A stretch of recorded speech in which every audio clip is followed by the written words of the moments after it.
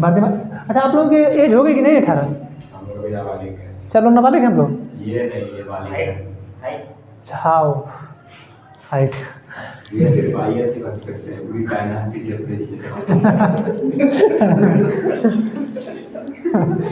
पूरी कायनात पीछे लगाना चाहते हैं। नहीं ठीक है, लगाना भी चाहिए।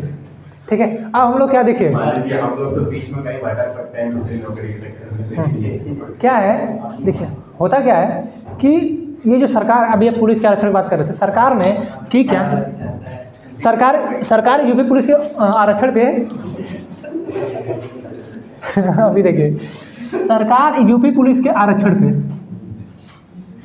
ठीक है, सरकार यूपी पुलिस के आरक्षण पे क्या की, सबसे पहले सरकार की कि 18 से 22 हम कर देते हैं। देखिए पहले दिमाग देखिए सरकार का, ठीक है, 18 से 22 कर दी, ठीक है, 18 से 22 कर दी कि हम किसी को आरक्षण नहीं देंगे, हम 18 से 22 ही रखेंगे इसको, जो कि 18 से पहले 23 था, 18 से 22 कर दिए।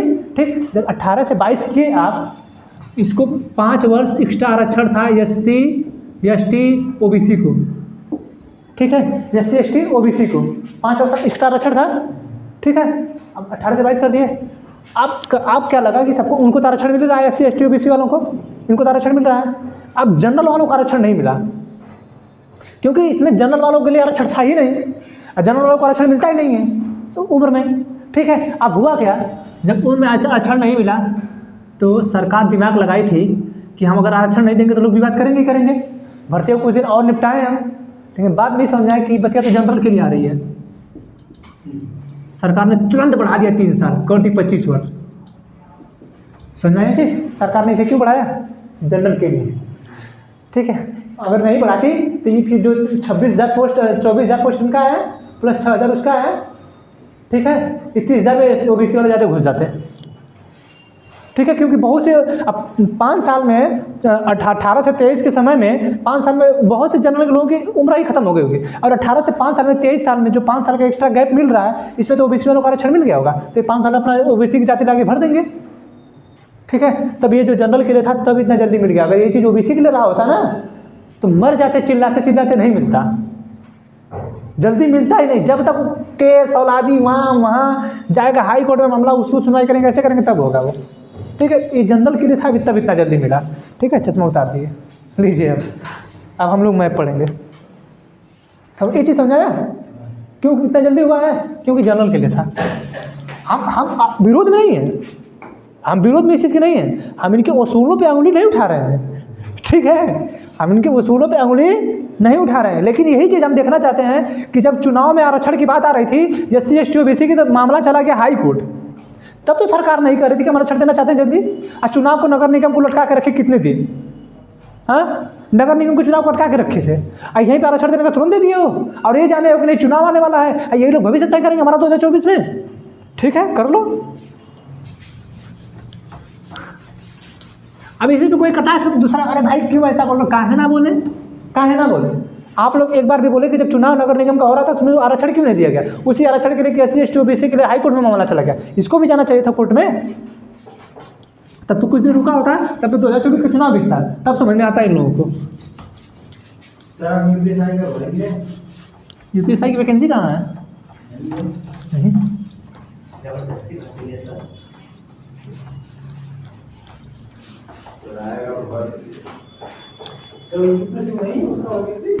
नहीं, कहीं जुगाड़ वगैरह है क्या, कहीं जुगाड़ वगैरह है क्या, जुगाड़ वगैरह है कहीं,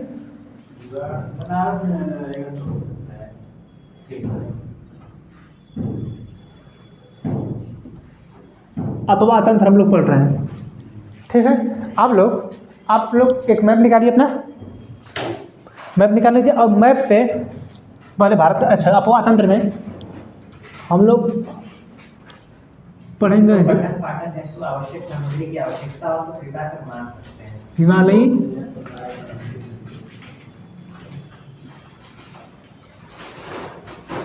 प्रायद्वीपीय, ठीक है, हिमालयी नदियाँ और प्रायद्वीपीय नदियाँ, ठीक, इसी को हम लोग पढ़ रहे हैं, ठीक। अब इस हिमालयी नदी के अंतर्गत हम लोग कितने तंत्र पढ़ते हैं, देखिए कल यही बता रहे थे आप लोगों को, सिंधु नदी तंत्र,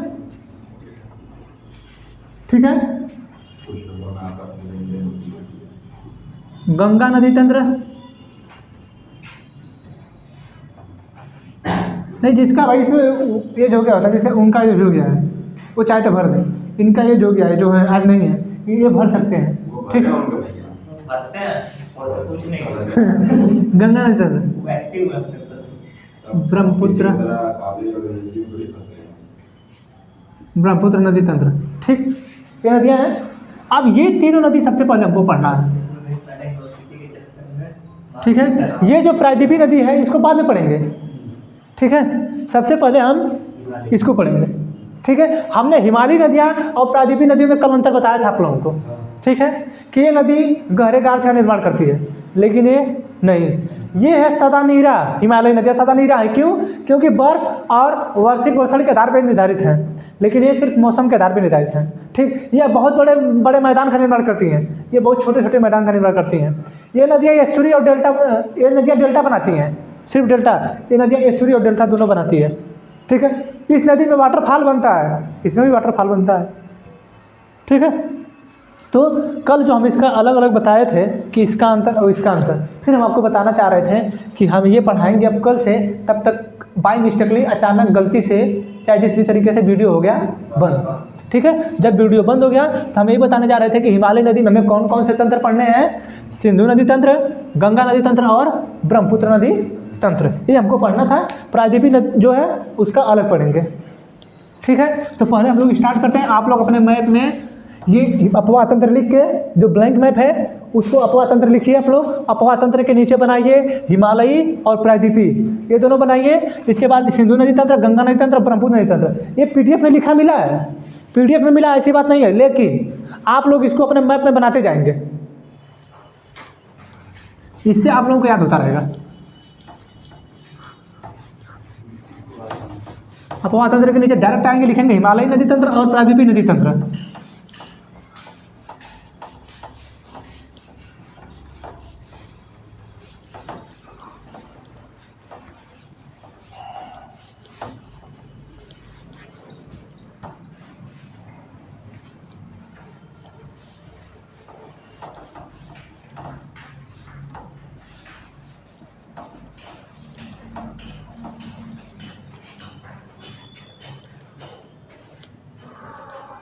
हो गया ना, लिख लिए?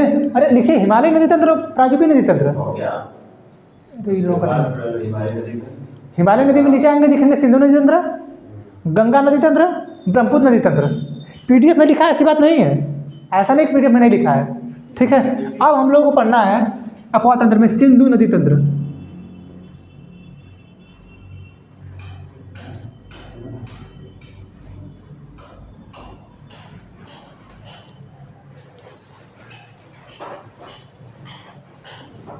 हो गया?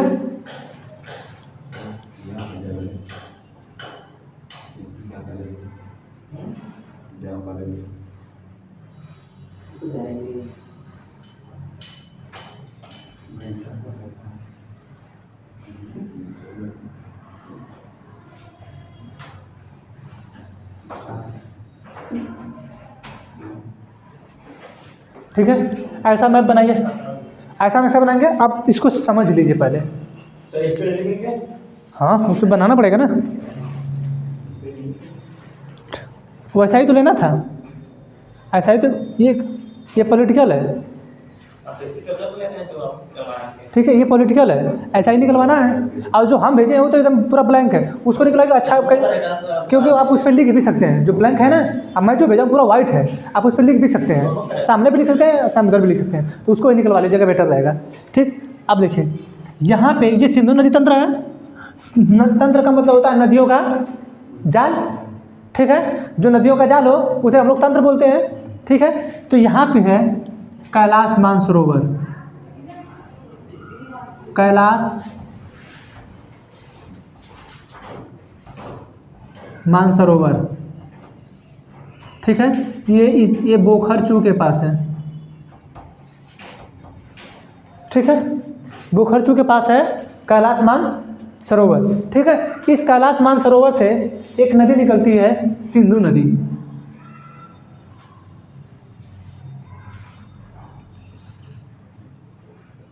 और सिंधु नदी आके कराची में पाकिस्तान के पास गिर जाती है।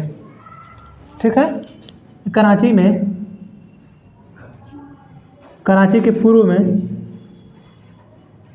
पाकिस्तान,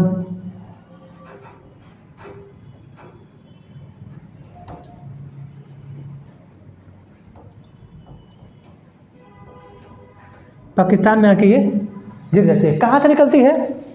निकलती है कैलाश मानसरोवर बोखरचू के पास से, यहाँ से निकलती है नदी, ठीक है, इस पहाड़ी पर से। ये तिब्बत के पठार से निकलती है, ये तिब्बत है।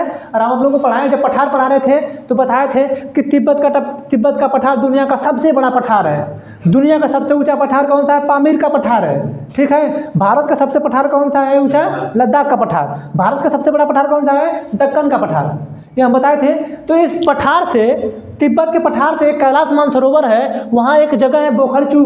बोखरचू से इस कैलाश मानसरोवर से एक नदी निकलती है, इसका नाम है सिंधु नदी, ठीक। ये सिंधु नदी निकलती है, ठीक। ये जब सिंधु नदी निकलती है तो ये तिब्बत होते हुए इंटर करती है भारत में, ठीक है। भारत में इंटर करती है, यहाँ से आते आते पूरे लद्दाख वाले एरिया में। पहले क्या होता था कि ये वाला जो भाग है पहले जम्मू कश्मीर कहलाता था। जब से 5 अगस्त 2019 से 31 अक्टूबर 2019 से पूरा केंद्रशासित प्रदेश ही बन गया, तब से नदी सिर्फ लद्दाख में बहती है। पहले जम्मू कश्मीर और लद्दाख दोनों में नाम इसका आता था, लेकिन अब ये सिर्फ लद्दाख में बहती है हमारे भारत में, ठीक है। तो ये जो सिंधु नदी है निकलती कहाँ से है? कैलाश मानसरोवर बोखरचू से, ठीक है, यहाँ से निकलती है और पहले तिब्बत में है, उसके बाद फिर भारत में आती है। भारत में से फिर यहाँ पाकिस्तान वाले भाग में प्रवेश करती है और आके गिर जाती है अरब सागर में,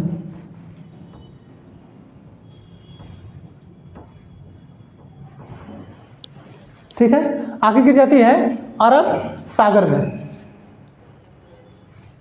इसकी टोटल जो लंबाई है इस नदी की, स्टार्ट कहाँ से होती है? सिंधु नदी तंत्र है, स्टार्ट होती है कैलाश मानसरोवर से, गिरती कहाँ पे है? अरब सागर में आके कराची में, कराची के पूर्व में पाकिस्तान में, ठीक है। इसकी जो टोटल लंबाई है 2880 किलोमीटर है, ठीक है। इसकी जो टोटल लंबाई है कितनी है? 2880 किलोमीटर टोटल लंबाई, यहाँ से लेके यहाँ तक, ठीक है। इस नदी का बेसिन जो है, बेसिन 11,65,000 वर्ग किलोमीटर है। लंबाई किलोमीटर में कि वर्ग किलोमीटर? लंबाई तो किलोमीटर में होगी ना, लंबाई तो किलोमीटर में है ना। तो जो सिंधु नदी तंत्र है, सिंधु नदी तंत्र में सिंधु नदी की लंबाई अभी है, ये भी सिंधु नदी पढ़ रहे हैं हम, ठीक है। सिंधु नदी तंत्र में अब जो है यहाँ पे लिख दीजिएगा, ये सिंधु नदी तंत्र है, इसमें हम लोग पढ़ रहे हैं अभी सिंधु नदी,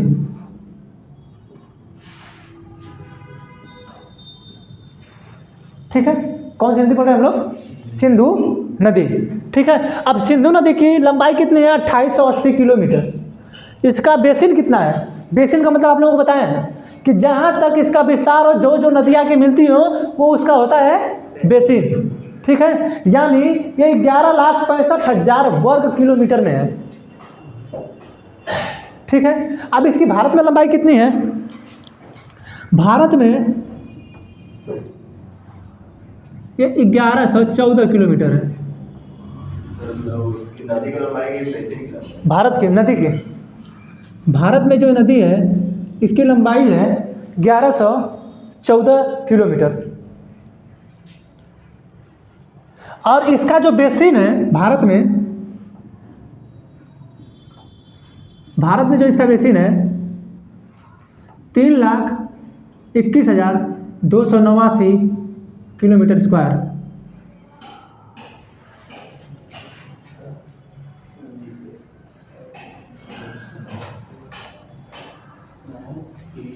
ठीक है, कितनी है? 3,21,200। भारत का जो बेसिन है 3,21,289 वर्ग किलोमीटर है, यानी इतने दूर में इसका विस्तार है क्षेत्रफल में, जबकि इसकी लंबाई भारत में 1114 किलोमीटर है, ठीक है। पूरा इसका बेसिन कितना है? 11,65,000 वर्ग किलोमीटर, यानी जब से वहाँ से स्टार्ट होती है, वहाँ से लेके पूरे यहाँ तक कितना है? 11,65,000 किलो वर्ग मीटर। इसकी टोटल लंबाई कितनी है? 2880 किलोमीटर। निकलती कहाँ है? कैलाश मानसरोवर के बोखरचू से। कौन सी नदी है? सिंधु नदी। इसी के नाम पे सिंधु नदी तंत्र पड़ा है, क्योंकि यह एक मुख्य नदी है। सभी बाकी नदियाँ, अब इसके तंत्र में जितने भी आगे नदियाँ आएंगी सभी कहाँ मिलती हैं? आके सिंधु नदी में आके मिल जाती हैं। ठीक है, अब सिंधु एक मुख्य नदी है तो इसकी कोई ना कोई अन्य सहायक नदियाँ होंगी। ठीक है, तो लद्दाख में एक नदी है श्योक नदी।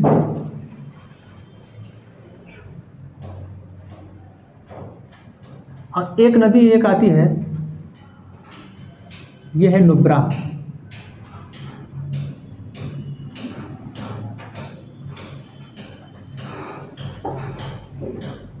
ठीक है, ये है श्योक, ये है नुब्रा।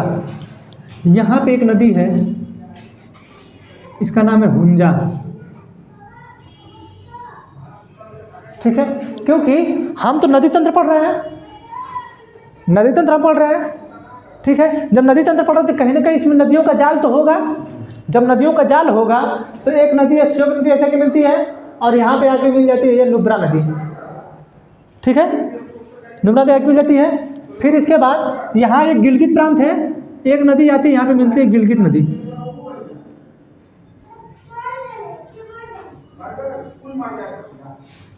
ठीक है, क्या होता है यहाँ पे कौन सी नदी मिलती है? गिलगित नदी। ठीक है, इसके बाद फिर यहाँ से एक नदी निकल के आती है और मिलती है एक काबुल नदी। ठीक है, कौन सी नदी मिलती है? पागुल बोल रहे हैं, काबुल नदी आके यहाँ पे मिलती है। ठीक है, फिर एक नदी निकलती है यहाँ से और आती है, मिलती है, इस नदी का नाम है गोमल। ठीक है, समझा रहा? गोमल नदी।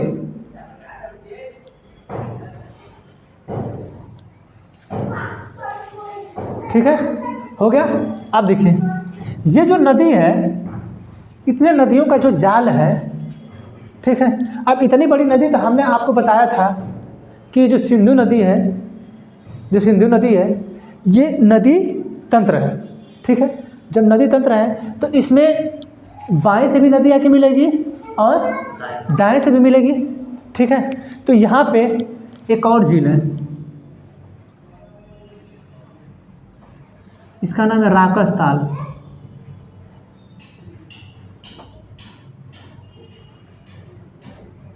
ये भी निकलती है आपके तिब्बत से ही, तिब्बत के पठार से ही ये भी निकलती है, इसका नाम है राकस ताल। ठीक है, यहाँ भी एक झील है। ठीक, यहाँ पे यहाँ से एक नदी निकलती है चिनाब, हिमाचल प्रदेश से एक नदी निकलती है। अब सभी नदियों का अलग अलग बनाना होगा, उससे मार्कर में शायद इंक भी नहीं होगा। ये जो चिनाब नदी है यहाँ से निकल रही है, ये डायरेक्टली आके मिलती है सिंधु में।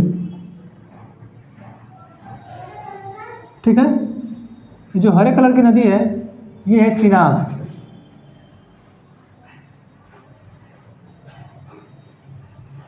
ठीक है, ठीक है, ये चिनाब नदी है, ये हिमाचल प्रदेश से निकलती है। ठीक, और ये आके मिलती है यहाँ पे सिंधु नदी में। जम्मू कश्मीर होगी, हिमाचल प्रदेश, जम्मू कश्मीर। ठीक है, मैप दीजिए, मैप दीजिए थोड़ा हमको, हम अपना मैप भूल गए हैं। कहाँ नहीं, ऊपर से उड़ गई है ना।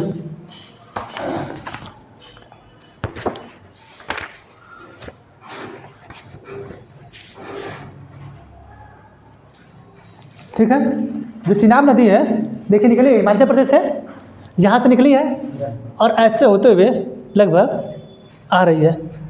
ठीक है, तो यही डायरेक्शन है लगभग। ठीक है, तो डायरेक्शन हम बता रहे हैं, उसको समझ लीजिए। ठीक है, सही है, कन्फ्यूजन कुछ भी नहीं है। ठीक, चिनाब निकली। अब यहीं से जम्मू कश्मीर से ही एक नदी निकलती है, उसका नाम है झेलम। ये सीमा बनाते हुए ऐसे आती है, यहाँ पे मिल जाती है। इस नदी का नाम है झेलम। ठीक है। इस नदी का नाम क्या है? झेलम। ठीक, ये है झेलम, ये चिनाब। ठीक है, झेलम चिनाब। इसके बाद फिर एक नदी निकलती है यहाँ से, इसको रेड कलर से बनाते हैं। हाँ, सर आपको मात्रा बदल रहे हैं, हम लोग कैसे? ये निकलती है रावी।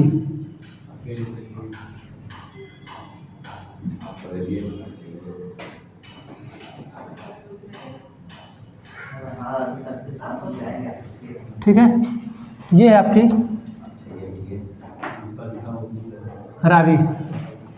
ठीक है, रावी हो गई। अब क्या है, रावी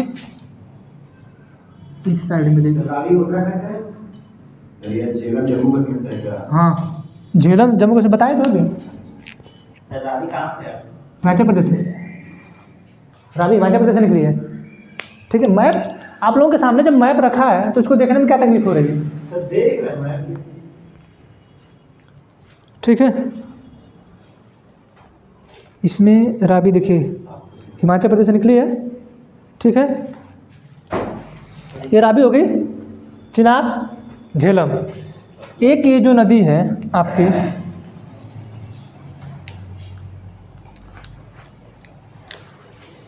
ये सतलज यहाँ से निकल रही होगी और ऐसे होते हुए आके ये यहाँ मिल जा रही है।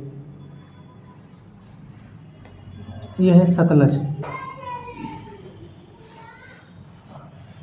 ठीक है, ये है सतलज। ठीक है, इसी में एक नदी निकलती है, एक नदी है, इसका नाम है व्यास नदी। यहीं से निकलती है, व्यास कुंड। व्यास कुंड से निकलेगी और पंजाब के हर की जगह के आके मिल जाएगी। ठीक है, ये है 5 नदियाँ। ठीक है, अब इन्हीं नदियों के मिलने से इस सिंधु नदी तंत्र का निर्माण होता है। क्या होता है? इस सिंधु नदी तंत्र का निर्माण होता है। ठीक, व्यास निकले हिमाचल प्रदेश के व्यास कुंड से। ठीक है, व्यास नदी अभी नहीं सुने आप लोग, जब बाढ़ अभी आई थी तो आप लोग सुने होंगे कि हिमाचल प्रदेश में व्यास नदी में खूब ज़्यादा बाढ़ आ गई, कई गाड़ियाँ बह गई। देख, अच्छा नहीं लिखे हैं, ये नदी है व्यास। ठीक है, ये नदी है व्यास। अब जो है भारत का सिंधु जो नदी है सबसे पश्चिमी नदी है। ठीक है, भारत की जो सिंधु नदी तंत्र है सबसे पश्चिमी नदी तंत्र है। ठीक है, अब सिंधु नदी तंत्र है, जब इतनी नदियाँ आई हैं, मिली हैं, ठीक है, जब इतनी नदियाँ मिली हैं, ये तैयार होता। अब इसका जहाँ तक है क्षेत्रफल, यहाँ से लेके पूरा यहाँ तक, ये है इसका नदी तंत्र। ठीक है, नदी तंत्र है। ठीक है, अब जब नदी तंत्र है तो हम लोग कहते हैं ये कहीं न कहीं नदियों में जल बह रहा होगा, सभी में पानी बह रहा होगा। ठीक है, जब कभी न कहीं नदियों में पानी बह रहा होगा तो उनके नाम रखे गए हैं। ठीक है, इनके नाम रखे गए हैं। ठीक, अच्छा, ये जो सिंधु नदी है, ठीक है, ये पूछ देता है कभी कभी ये किन पर्वत श्रेणियों के बीच से बहती है, तो लद्दाख व जासकर पर्वत श्रेणियों के बीच से बहती है। ठीक है, किसके लद्दाख व जासकर पर्वत श्रेणियों के बीच ये नदी बहती है। ठीक है, यही नदी है जो ये जो नदी है इतने तंत्रों का निर्माण की है। ठीक है, अभी जो इतने तंत्रों का निर्माण की है ये सभी हिमालय नदियां हैं। जब सभी हिमालय नदियां हैं तो सब में पानी खूब भरा होगा। ठीक है, खूब पानी भरा होगा तो सभी में पानी आ ही रहा है। ठीक है, तो हम एक चीज़ और सीखते हैं, उसका नाम होता है दोआब।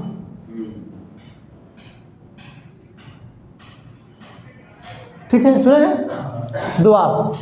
ठीक है, दोआब दो नदियों के बीच के स्थान को, ठीक है, दो नदियों के बीच के स्थान को हम लोग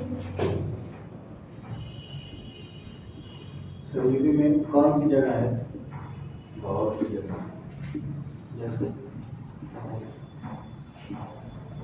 अरे यूपी में गंगा यमुना, अरे सॉरी गंगा गोमती।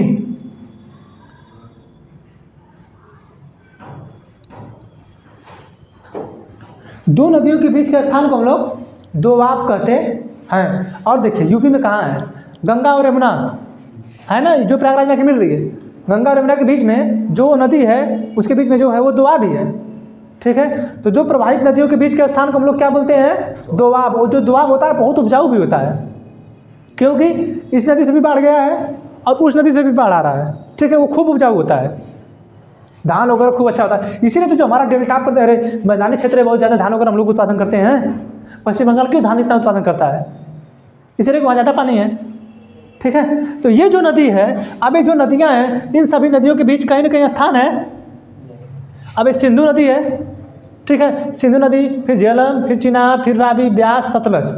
ठीक है, कहीं ना कहीं इनके बीच स्थान है, इनके बीच में कहीं ना कहीं दोआब है, तो कहीं ना कहीं किसी न किसी नाम से जाना जाता होगा, उन्हें जाना जाता होगा कि नहीं, कहीं ना कहीं किसी न किसी नाम से उसे जाना जाता होगा ना। ठीक है, जब कहीं ना कहीं किसी नाम से जाना जाएगा तो कुछ नाम होगा, तो नाम होगा। तो जब सिंधु और झेलम है, सिंधु और झेलम, सिंधु और झेलम ये जो नदी है इस वाले बीच को हम लोग कहते हैं सिंधु सागर दोआब।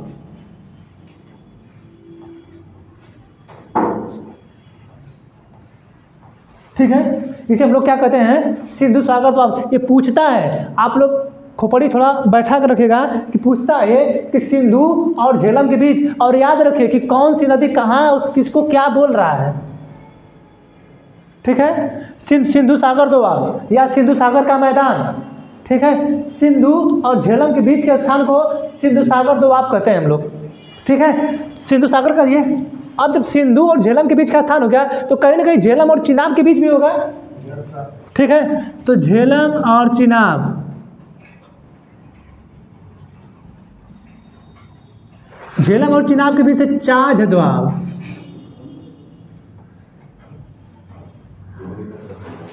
ठीक है, कौन सा दोआब है, चाज दोआब है। किसके किसके बीच में, झेलम और चिनाब के बीच में। ठीक है, झेलम और चिनाब के बीच में कौन सा दोआब है, चाज दोआब। अच्छा, झेलम और चिनाब हो गया तो कहीं ना कहीं रावी और चिनाब के बीच होगा। ठीक है, चिनाब और रावी के बीच होगा नहीं। ठीक है, तो चिनाब, हाँ चाज दोआब, इसको बोलते हैं हम लोग रचना दोआब। ठीक है, चिनाब और रावी के बीच जो स्थान है हम लोग उसे बोलते हैं रचना दोआब। ठीक है, दोआब किसे बोलते हैं, दो नदियों के बीच के स्थान को हम लोग दोआब बोलते हैं। दो नदियों के बीच, दो नदियों के बीच के स्थान को हम लोग दोआब बोलते हैं। और वो दोआब जहाँ जहाँ भी होगा उसका नाम कोई ना कोई यहाँ पर रखा गया है। ठीक है, तो सिंधु झेलम के बीच सिंधु सागर दोआब, झेलम चिनाब के बीच चाज दोआब, चिनाब रावी के बीच रचना दोआब। ठीक है, अब क्या आएगा, रावी और ब्यास। रावी और व्यास, इसके बीच के जो दोआब है उसका नाम है बारी दोआब। क्या है, बारी दोआब। ये सब दोआब का नाम किस आधार पे पड़ा है? अरे बता रहे हैं ना, ये तो पता चला ना कि दोआब क्या होता है, दो नदियों के बीच का स्थान होगा। ठीक है, वो दोआब होगा, बस उसका कोई नाम रख दिया गया है। अब क्यों रखा गया ये भी बता देंगे। ठीक है, अब क्या बचा आपका, ब्यास और सतलज। ठीक है, तो ब्यास और आपका बचा, इसे हम लोग कहते हैं वितस्ता दोआब। वितस्ता दोआब। ठीक है, यानी एक दोआब, दो, तीन, चार, पांच दोआब हो गया, पांच दोआब हो गया। ठीक है, सिंधु झेलम सिंधु सागर दोआब, झेलम चिनाब चाज दोआब, रचना रावी रचना दोआब, रावी और ब्यास के बीच बारी दोआब, ब्यास और सतलज के बीच वितस्ता दोआब। अच्छा ये बताइए, अब अगर आपको याद करना है तो सबसे पहले तो आपको याद करना होगा नदी। अगर आपको एक्चुअली सही बताना है, अगर आपको पता ही नहीं है कि कौन सी नदी कहाँ है, कौन सी नदी कहाँ है, और आपसे बोल दिया गया कि आप जो है उनके दोआबों को बताइए, ठीक है, आपको भले याद हो कि आपको झेलम के और सिंधु के बीच सिंधु सागर दोआब है, रचना झेलम और चिनाब के बीच है 4 दोआब, चिनाब और रावी के बीच है रचना दोआब, आपको पता होगा। लेकिन जब नदी ही नहीं पता होगा फिर आप कैसे करेंगे, कैसे करेंगे? ठीक है, तो इसके लिए क्या करना है, आपको ध्यान रखना है कि सबसे पहले ऊपर सिंधु नदी है, याद रखना है, सबसे ऊपर सिंधु नदी, फिर उसके बाद झेलम, उसके बाद चिनाब, उसके बाद रावी, उसके बाद ब्यास, उसके बाद सतलज। ठीक है, ये आपको याद करना ही करना होगा, ये आप अपने दिमाग में बैठाएंगे, इसीलिए मैप बताया जाता है। मैप बताने का बहुत बड़ा रीजन थोड़ा है। अब इसमें आप देखे हैं तो आपको पता है कि कौन सी नदी है, कैसे मिल रही है, क्या हो रहा है, कहाँ से मिल रहा है। ठीक है, जब इतना पढ़े रहेंगे तब जाके आपको समझ में आएगा कि नहीं। अब मान के चलिए सिंधु नदी तंत्र आपको मेंस में लिखने के लिए आ गया, आप सिंधु नदी तंत्र में लिखेंगे क्या? कुछ तो पता रहना चाहिए। तो सबसे बड़ी बात है कि मैप आना चाहिए आपको, सबसे बड़ा है कि आपको मैप आना चाहिए। और मैप में आया तुरंत लिखिए कि इसका 11,65,000 किलोमीटर में इसका वर्ग क्षेत्रफल है। ठीक है, ये लिख दीजिए।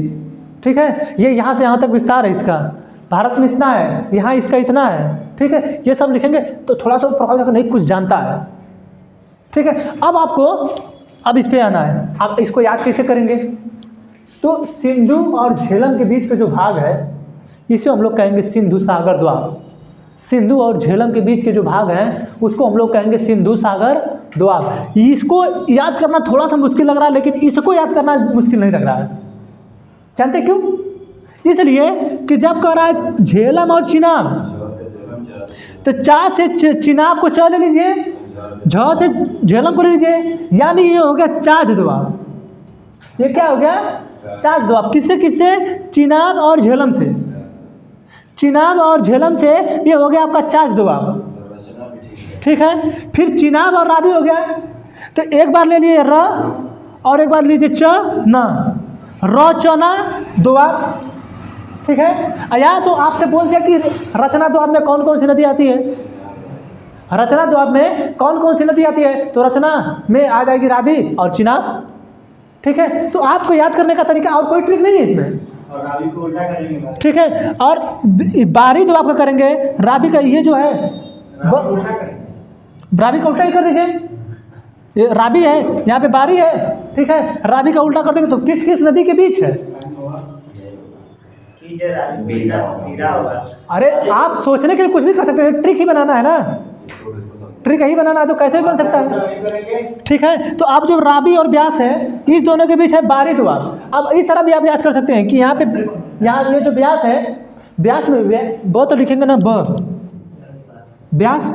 ठीक, जब व्यास है तो ब यहाँ हो गया, र ब्यास हो गया, यानी बारी द्वाब। ठीक है, ये हो गया ब्यास और सतलज के बीच है वितस्ता द्वाब। यानी ये जो 4 है, झेलम, चिनाब, रावी, ब्यास, ये वाला 4, ये तो आसान है, लेकिन यही वाला नहीं आसान होता है। तो इसको आपको पहले जो आप याद कर लेंगे, सिंधु और झेलम जो पहला है वो है सिंधु सागर दोआब।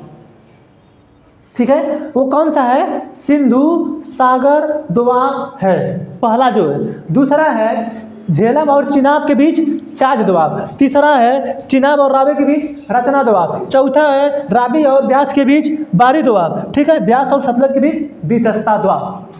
ठीक है, ये दोआब हो गया। ठीक है, ये नदी तंत्र ही चल रहा है, ये नदी तंत्र के पीछे दोआब हुआ। ठीक है, अब देखिए, आपने नाम सुना होगा पंजाब।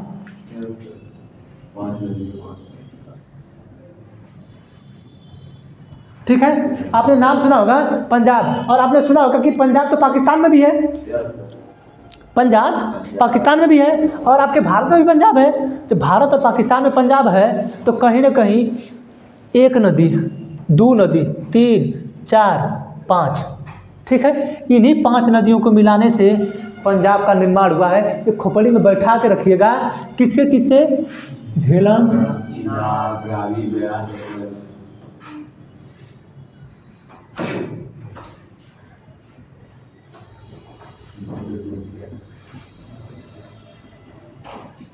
ठीक है, झेलम, चिनाब, रावी, ब्यास और सतलज, इन्हीं 5 नदियों के मिलने से आपके पंजाब का निर्माण होता है। ठीक है, जब ये नदी सब मिल जाती हैं 1 2 3 4 5, इन पांचों नदियों के मिलने के बाद जब यहाँ पे आके सतलज मिल जाती है तो इसके आगे वाले को भाग को कहते हैं हम पंचनद।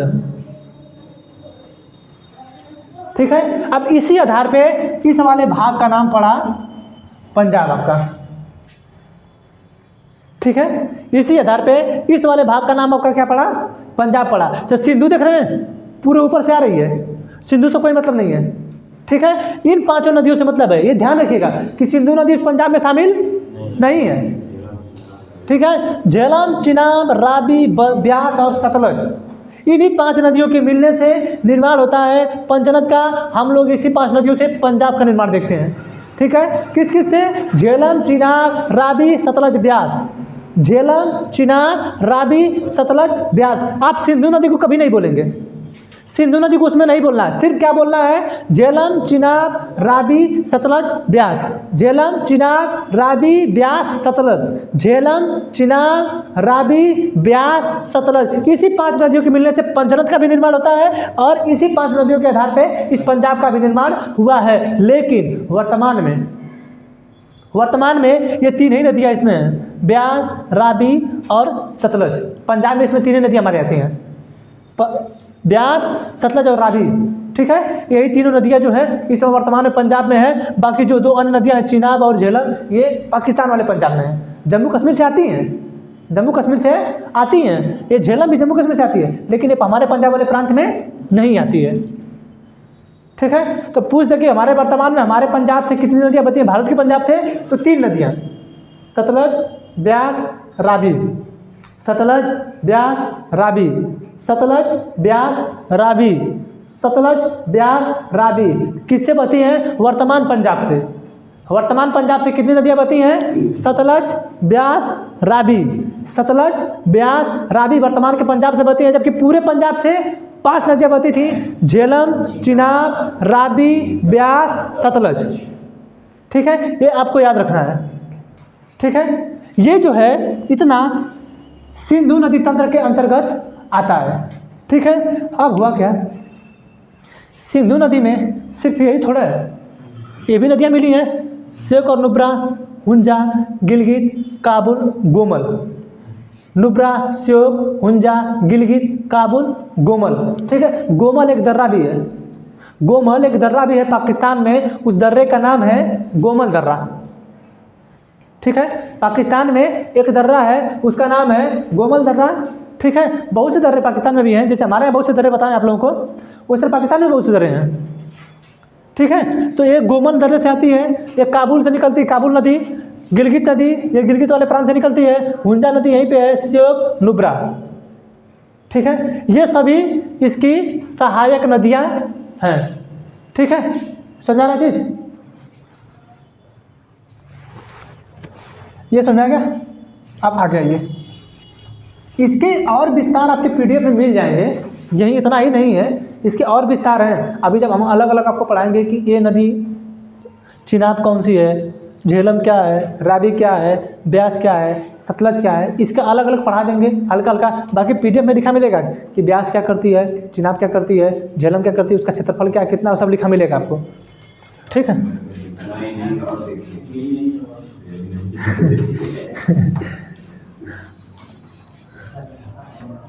अरे बाप रे,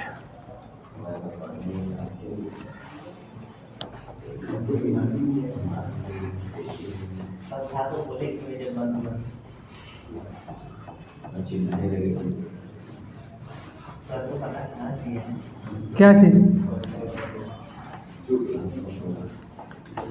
तो कोई पार्टी दे रहे हैं क्या आप लोग? हाँ पार्टी सर क्या करती है?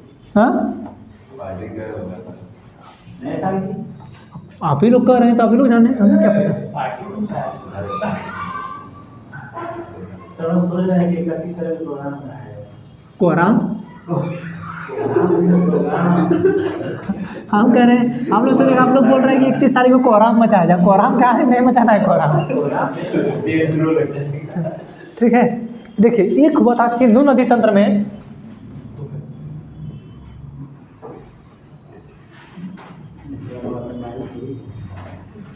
सर अभी ये देखे हैं सर, वो जो यूनिवर्सिटी का लड़का था, जो मदरसे का लड़का था, वो कहा है कि पुलवामा द्वितीय और फिर से होगा, उसने कमेंट किया तो योगी उसको डरा दिए। ये तो मार भी रहे हैं। होता रहता है। बहुत खराबी है। पता नहीं कौन तरीका- देखिए, एक हुआ था सिंधु जल समझौता, लाल जी बच्चे हैं, बच्चे ये नहीं वो मदरसा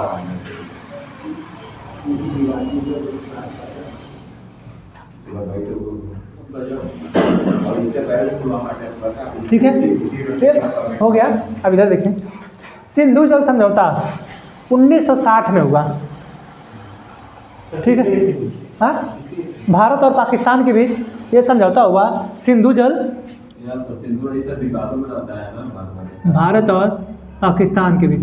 अरे नहीं, लोग कहते हैं कि अगर हमने सातों नदियों का पानी रोक दिया, पाकिस्तान को बिन खाए पी कैसे मुंह में झोंक दिया, ठीक है, पाकिस्तान को बिना पानी के मौत के मुंह में झोंक दिया, ठीक है, बिरहावी जलाल कहते हैं उसमें है। ठीक है, तो और एक आध नदियाँ होंगी जिसे 7 नदियों बोलते हैं, ठीक, बहुत सी नदियाँ आती हैं। ठीक, सिंधु जल समझौता हुआ 1960 में। ठीक है, हुआ क्या, कहा गया कि जो 3 अन्य नदियाँ पूर्व की हैं, ठीक है, जो 3 नदियाँ इसकी पूर्व की हैं, ठीक है, ये ब्यास, सतलज और रावी, ये अलग है, रावी, चिनाब और झेलम, सॉरी, चिनाब, झेलम और सिंधु। ठीक है,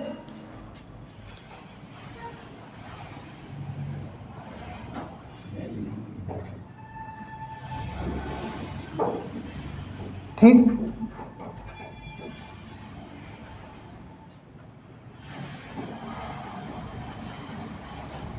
ठीक, हुआ क्या कि ये बोला गया कि सिंधु, चिनाब और झेलम का 80% भाग जो है पाकिस्तान यूज करेगा पानी का।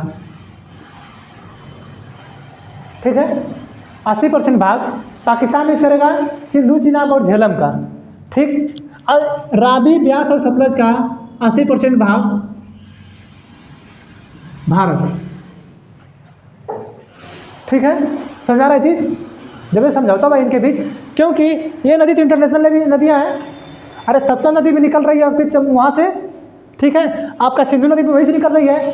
ठीक है, बाकी जो छोटी छोटी नदियाँ हैं तो कहीं ना कहीं पाकिस्तान में भी आके मिल रही हैं। तो 3 नदियाँ चिनाब, झेलम, रावी पाकिस्तान में भी तो आ रही हैं। आपका सिर्फ ब्यास ही आपके यहाँ है, बाकी सभी नदियाँ तो विदेशों में भी आ रही हैं। ठीक है, पाकिस्तान तो विदेशी हो गया ना।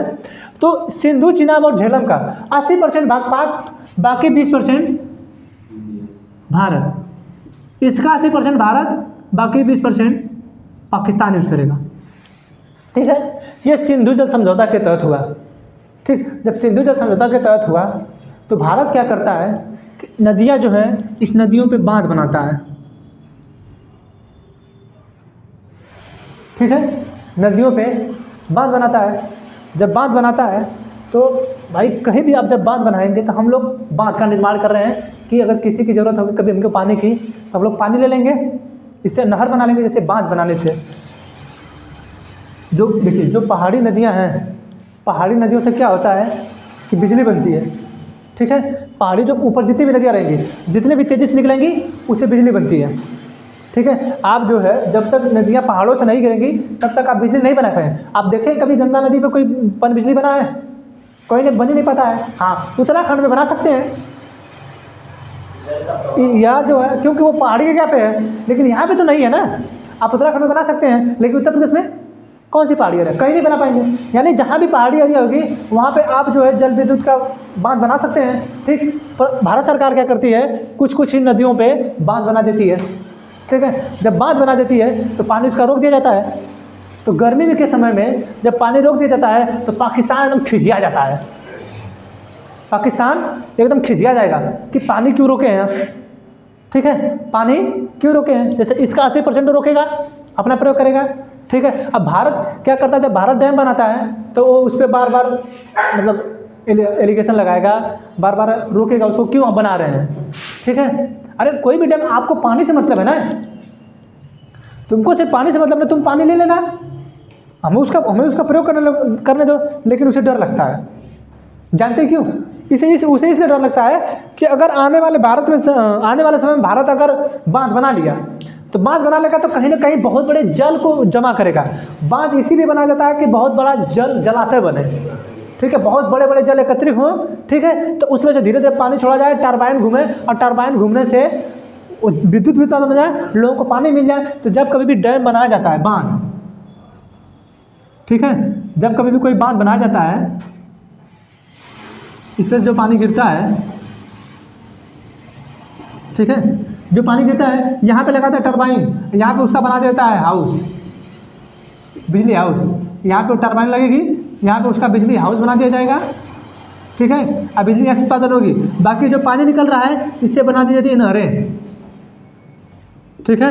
सर पानी कितना प्रेशर से हाँ, फैन चलता है ना, टरबाइन लगी रहती है उसमें। जैसे कभी कभी आप लोग उस खेला नहीं खेले होंगे, वो हम लोग क्या होता था, पहले गाँव में मोटर रहता था, जो मोटरवा 10 रुपये कोना मिलता था, गड़िया में नहीं चलाते थे हम लोग, हाँ छोटा वाला, उससे भी बड़ा मोटर आता था, थोड़ा उससे भी मोटर बड़ा आता था। तो हम लोग क्या करते थे, साइकिलिया के रिंगिया लगा के चलाते थे, याद है?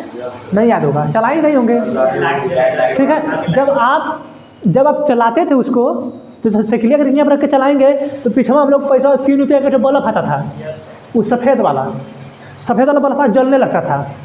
समझा रहा चीज़?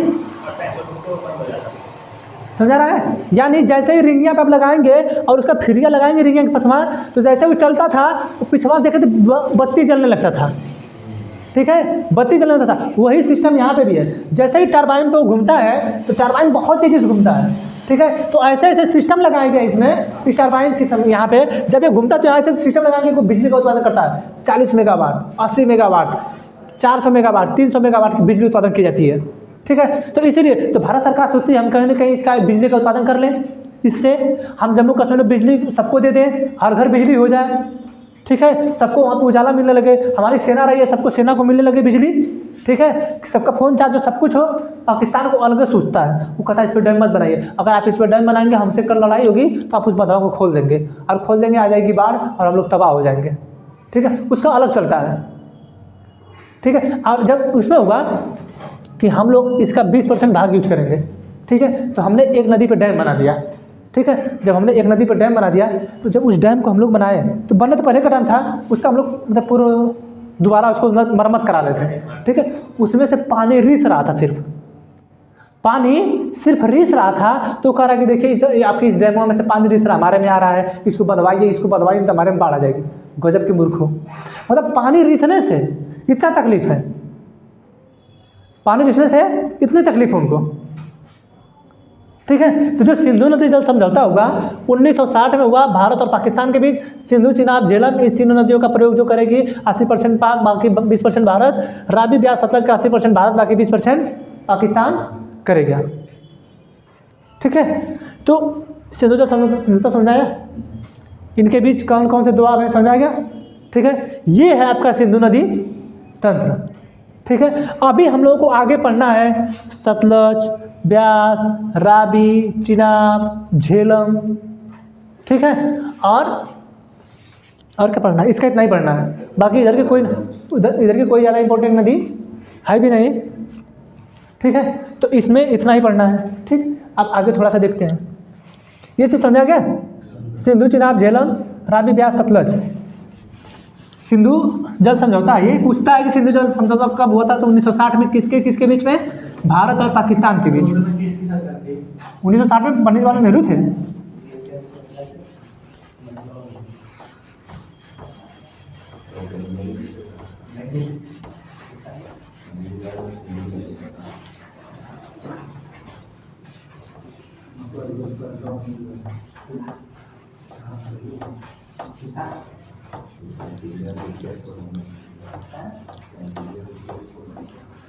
इतना भी लिखा है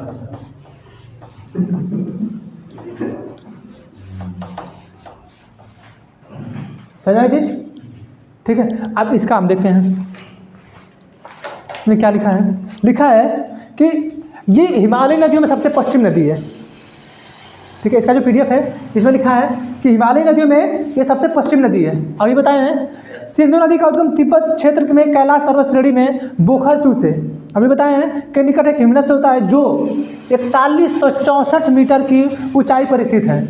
तिब्बत में इसे सिंगी खम्बान, ठीक है, तिब्बत में इसे इस नदी को सिंगी खम्बान के नाम से भी जाना जाता है, याद रखिएगा। तिब्बत में सिंधु नदी को सिंगी खम्बान, सिंगी खम्बान, आप लोगों के फ़ोन पे चला गया होगा ये PDF, ठीक है। सिंगी खम्बान के नाम से इस नदी को भी अन्य नाम से, मतलब सिंधु नदी का अन्य नाम क्या है? सिंगी खम्बान। कहाँ पे? तिब्बत में। सिंगी खम्बान के नाम से तिब्बत में इस नदी को जाना जाता है। एक और अन्य इसका नाम है शेरमुख। शेरमुख सिंधु नदी का एक और अन्य नाम है, जिसको हम लोग बोलते हैं शेरमुख, ठीक है। शेरमुख को के नाम से भी इसको भी हम लोग जानते हैं। ये जो है लद्दाख व जास्कर श्रेणी के बीच उत्तर पश्चिम दिशा में बहती है। यह लद्दाख और बाल्टिस्तान से गुजरती है। यह लद्दाख और बाल्टिस्तान से होके, लद्दाख यहाँ पे और बाल्टिस्तान से होके गुजरती है, ठीक है। सिंधु, सतलज, ब्यास, रावी, झेलम और चिनाब आदि सिंधु नदी की प्रमुख नदियाँ हैं, ठीक है। अब आपसे पूछ देगा कभी कभी कि इसकी जो है दाएँ तट से मिलने वाली नदियाँ और बाएँ तट से मिलने वाली नदी, ठीक है। अब दाएं तट से कितनी नदियाँ मिलेंगी? अब ऊपर नदी लिखा है, और हम आप लोगों को बताए थे कि जब आप सिंधु नदी, गंगा नदी, कोई भी ब्रह्मपुत्र नदी, कोई भी नदी पढ़िए, डायरेक्ट उसके ऊपर आप खड़ा हो जाइए मैपवा में, ठीक है। उसके उसमें जिधर वो बह रही है क्या हुआ, ठीक। जब ये मैप है, जो ये मैप है, अब इस मैप में आपने दिमाग में सोचिए कि उसमें जो है ये लाइनिंग है, इस लाइनिंग पे आप खड़े हैं, ठीक है। उस लाइनिंग में खड़े, और ये देखना है आपको कि उसका जो बहाव है, उसका जो प्रवाह है किस साइड है, ठीक है। आपको यही देखना है कि उस नदी का जो जल बहाव है, जो प्रवाह है, वो किस साइड है। उसके देखने के बाद आपको बताना है कि उसके बाएं नदी से कौन सा आ रहा है, उसके दाएं से कौन सी नदी आ रही है, ठीक है। तो दाएं नदी से देखिए, दाएं तट से जो ऊपर वाली नदियां हैं, नुब्रा, श्योक, हुंजा, गिलगित, काबुल, गोमल, ये सभी नदियां दाएं तट से मिलने वाली हैं, ठीक है। हाँ, कहीं भी खड़े हो जाइए, जहाँ से भी सिंधु नदी बह रही है, ठीक है। आपके ध्यान में होना चाहिए कि उधर उसका बहाव किस साइड है। सिर्फ आपको ये ध्यान देना है कि नदी जहाँ से निकल रही है वहीं खड़े हो जाइए, और आपको पता होना चाहिए कि कहाँ से आ रही है। जैसे तिब्बत से निकली, अब तिब्बत के बोखरचू के पास से खड़े हो जाइए, आप इस साइड खड़े होंगे, तिब्बत के इस वाले भाग पे, मान के चलिए मैप में इस साइड खड़े हो गए, नदी पे जो लाइन खींची है, खड़े हो गए आप। आपका दायां किस साइड है? उस साइड। आपका जो बायां है इस साइड है, यानी इस दाएं से उस साइड, यानी नुब्रा दाएं है, श्योक दाएं है, हुंजा दाएं है, गिलगित दाएं है, काबुल दाएं है, गोमल दाएं है, ठीक है। यानी जितनी भी नदियाँ सिंधु नदी के उस साइड से आई होंगी। हम बार बार बता रहे हैं कि आपको किस साइड खड़ा होना है, जिधर बहाव होगा उस साइड आपका मुंह करना है। जैसे गंगा नदी है, ये गंगा नदी है, वर्तमान में आप जब सैदपुर के साइड जाएंगे, ठीक है, तो आपको इस साइड खड़ा होना होगा इस हिसाब से। तो उस साइड आपका चंदौली पड़ जाता है, इस साइड आपका बनारस पड़ जाता है, ठीक है। तो गोमती जो नदी मिलती है वो गंगा की किस साइड आके मिलती है? गोमती जो नदी मिलती है, आप लोग देखते हैं तो गंगा किस साइड आके मिलती है? कहें ना कि तुरंत खड़ा होइए उस नदी में, नदी में तुरंत खड़ा होइए और अपना हाथ फैलाइए, उसका मुंह किधर है? उस नदी में, उस नदी का प्रवाह किधर हो रहा है। तो आप लोग देखें ना इस नदी को, गोमती को मिलते हुए देखे हैं, तो आप लोग जब उस नदी में खड़े होंगे और खड़े होने के बाद जब अपना हाथ फैलाएंगे, जब अपना हाथ फैलाएंगे तो आप देखेंगे कि किस तरफ उसका बहाव है, यानी वो किस तरीके से इधर से आके मिल रही है कि इस साइड से आके मिल रही है, किस साइड से आके मिल रही है। तो कौन सा तट होगा उसका, किस तट पे आके मिली है वो, दाएं कि बाएं? बाएं मिली है ना, तो वही तो पूछ रहे हैं कब से। यानी आपको वही बताना है कि जिस भी नदी के बारे में पूछा तुरंत उस नदिया में जाके खड़ा हो जाइए। उसका लोकेशन याद रखिए कि सिंधु नदी निकली है कैलाश मानसरोवर के बोखरचू से, कैलाश मानसरोवर के बोखरचू से निकली, तुरंत खड़ा हुए वहाँ। अब वहाँ से चलते चलते लद्दाख में घुसे, वहाँ से चलते चलते फिर लद्दाख में आए, फिर वहाँ से घूम के पाकिस्तान में। यानी इस तिब्बत से चलते चलते चलते चलते हम यहाँ पे आएंगे और हम देखेंगे हमारा दाहिना तट पे क्या कौन कौन सी नदी आके मिल रही है, हमारे बाएं तट पे कौन कौन सी नदी आके मिल रही है, ठीक है। इस चीज़ को हम पता करेंगे, इस चीज़ के बारे में जानेंगे, तब हमको याद होगा कि कौन से दाएं तट से आके नदी मिलती है, कौन से बाएं तट से आके मिलती है। क्या है कि आयोग है वो पूछेगा, आपको मालूम रहेगा कि दुआ याद है, वो पूछ देगा कि कौन सी नदी किस तट पे आके मिलती है। फिर कल पूछ देगा कि कौन सी नदी के किनारे पे कौन सा शहर स्थित है, ठीक है। तो आपको ये मालूम होना चाहिए कि दाएं तट से नुब्रा, श्योक, हुंजा, गिलगित, काबुल और ये गोबल आगे मिलती है। बाएं तट से कौन मिलता है अभी बताएं हैं, सतलज, ब्यास, रावी, चिनाब, झेलम। सतलज, ब्यास, रावी, चिनाब, झेलम, ये 5-6 नदियाँ इस साइड से आके मिलती हैं। ठीक है, ये जो 5 नदियाँ हैं इस साइड की बाएं तट से आके मिलती हैं और टोटल डायरेक्टली बाएं तट से आके मिलती नहीं है। ये 5 नदियाँ कहीं ना कहीं आके चिनाब में मिलती हैं 4 ठो, ये डायरेक्ट चले जाती है यहाँ पे जाके बाएं तट पे ही मिलती है। लेकिन ये सहायक के तौर पे जब नदी तंत्र हम पढ़ा रहे हैं तो सहायक के तौर पे हुई है, यानी बाएं तट पे जाके मिल रही है। ठीक है, तो आपसे कभी पूछे बाएं तट की कौन सी नदियाँ हैं, दाएं तट की कौन सी नदियाँ हैं, तो आपको याद होना चाहिए और तुरंत खड़े हुए और याद करिए ऊपर कौन सी नदी थी। ऊपर तो बनाए थे श्योक नदी। अब आप मैप में जो लिखे हैं आपको याद होना चाहिए, ऊपर श्योक नदी थी, नुब्रा थी, ठीक है, हुंजा नदी थी, बाल्टिस्तान थी, गिलगित थी, गोमल था, काबुल था। तो दाएं तट पे था। बाएं तट पे है जिसमें हम लोग दोआब पढ़े हैं, सिंधु नदी के दाएं तट पे ही सब बाएं तट पे ही सब दोआब बने हैं। सिंधु सागर दोआब, चाज दोआब, ठीक है, रचना दोआब, बारी दोआब, वितस्ता दोआब, ये जितने भी दोआब बने हैं सब सिंधु नदी के बाएं तट पे ही बने हैं। ठीक है, तो आपको ये नदी याद होना चाहिए, उधर दाएं तट है उसको याद होना चाहिए। ठीक है, सब सहायक नदियाँ, बाकी वो मुख्य नदी है। देखिए अब शाखा इससे निकलेगी तब बताएंगे ना, ये तो सहायक है ना, जिससे नहीं निकला शाखा उसको कैसे बताते हैं? नहीं, शाखा निकलेगा तब ना बताएंगे। अब देखिए गंगा नदी है, गंगा नदी की शाखा है हुगली। ठीक है, तो जब निकलेगी शाखा शाखा बताएंगे, बाकी जो सहायक है तो सहायक ही बताया जाएगा ना। ठीक है, तो आज के लिए इतना ही, बाकी कल झेलम, चिनाब, रावी, ब्यास और सतलुज, ये 5 नदियाँ हम लोग कल पढ़ेंगे। ठीक है, फिर उसके बाद आगे हम लोग पढ़ेंगे गंगा नदी तंत्र। ठीक है, बाकी आप लोग PDF देख के आएगा, जो PDF भेजे हैं उसको देख के आएंगे। ठीक है, किसी दिन हम मैप पूछेंगे आप लोगों से, पूरा मैप हम PDF भेज दिए हैं।